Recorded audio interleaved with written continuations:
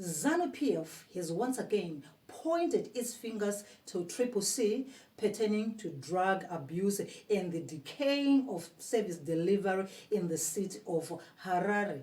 They are saying that the CCC is responsible for supplying drugs to the youth so that they can become violent. They also stated that the opposition is failing to keep the city clean. All they do is collect funds and misuse that money. Now, welcome. My name is Ziki, and if you are new to the channel, please subscribe and stay so that you don't miss on this and more. Now for the news in detail. I shared with you a press conference that was held by CCC where they were talking about the free and fairness of the upcoming elections. They also spoke about the campaigning that they are now doing in full swing. They're saying they're going door to door. They're going from constituents to constituents. Every opportunity that they have to campaign, they want to go for every vote that is out there. They say they are going for even those constituencies that are the stronghold of ZANU-PF. They want to get all the votes that they can. And then we saw ZANU-PF having its own press conference where they were reliving the event that happened in Lupane, where there was national youth celebrations. Here we know that the theme was targeting or looking at the issue of drug and substance abuse that is now rampant in our country. And here they're saying, well, they are blaming and they're pointing fingers at CCC. The opposition say, well, they are supplying those drugs to the youth so that they can they can be unruly and cause violence. Okay, and they're also saying that, well, the CCC has been in power, it's been in the running city councils, but still the city of Harare is very dirty. They are not even bringing in any investors. They even mentioned that they have not seen CCC President Nelson Chamisa cutting any ribbons to open any factory or anything. All right, but for this and more, let me attach for you the video from the press conference that was held by ZANU-PF. Once again, for those of you who are new, please subscribe, and to my old subscribers, you are appreciated. Take care. Which is now a big threat to the future prospects of the young people of Zimbabwe. We have always had a forward-looking and dynamic youth in this country. It has always been ready to take its responsibilities even at tender age throughout history. And when we reminisce about the 1960s and 70s, we've got to remember that it is young people from schools and from urban areas, from villages, aged between 12 and 22, who were the backbone of what became ZIPRA and ZANU armies. They took on the responsibility to die, to sacrifice in order for Zimbabwe to be free. The president highlighted the model, the template, which was shown by this particular generation, and invoked it for the youths of today to shun irresponsible behavior, particularly the escapism which goes with alcohol and drug abuse. This was the main highlight of his message. It may have arisen out of the 2 decades when our economy was in doldrums and decay, and the element of hope was being taken out of youth with unemployment high, and it has been worsened, of course, by the urban decay, which is symptomatic of CCC MDC councillor stewardship of urban towns for 2 decades. There has really been no effort at part of the city fathers in all the various jurisdictions which have been run by the MDC, CCC for the last 2 decades, to create a sense of purpose about an urban area.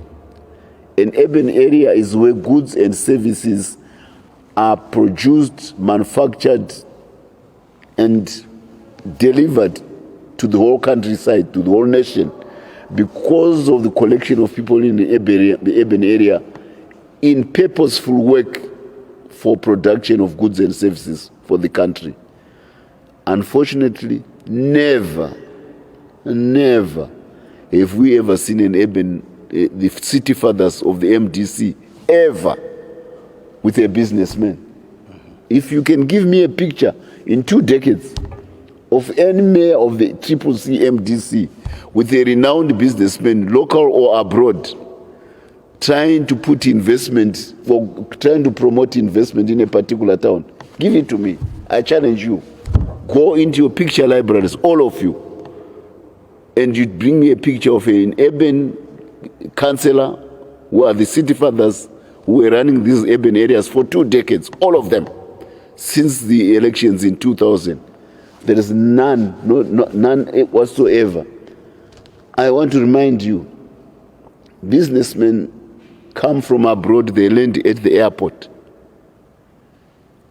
They skip all the CCC leadership in towns to go and do investment, maybe in Selu for the ferrochrome plant or other areas away from Harare, as if Harare has no need for these things. Because the businessmen can't find anybody who is welcoming them at the airport. I used to be foreign minister, deputy foreign minister. I don't ever remember one day when the airport protocol building, the airport protocol room for VIPs was ever booked by the CCC MDC to receive businessmen. It never happened. Now, everybody knows that for a country to develop, it needs capital. And the people who apply capital are called businessmen. If you don't have those in your sights for the development of a country, then forget it. Now, here is a study in contrast now. We have the Second Republic with President Idi Mnangagwa. Zimbabwe is open for business. Then we have an CCC MDC who don't care.